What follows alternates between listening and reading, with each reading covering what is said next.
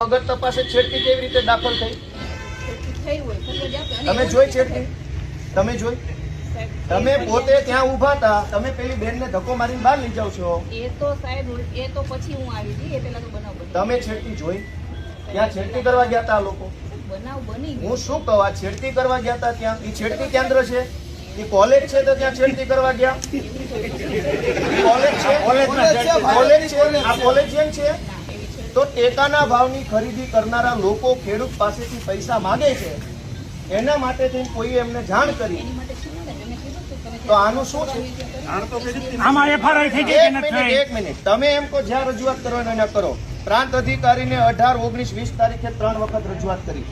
RSC કલેક્ટરને 18 ને 22 તારીખે 2 વાર રજૂઆત કરી. કલેક્ટર સાહેબને 24 તારીખે મેં રજૂઆત કરી.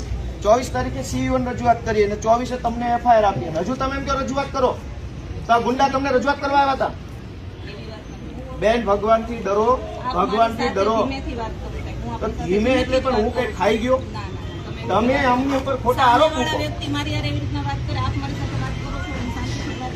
બેન, તમે છેડતીનો આરોપ કેવી રીતે લગાવ્યો? હાલો, પગે લાગુ. લો, છેડતીનો આરોપ કેવી રીતે કર્યો? કેવી રીતે છેડતી કરી હમણે? નહીં, કેવી રીતે છેડતી કરી હમણે? છેડતી હરિયાળીનો બધું કે છે, મેં કીધું. પગે લાગુ તમને. લો, પગે લાગુ. લો, છેડતી કેવી રીતે કરી? બેન,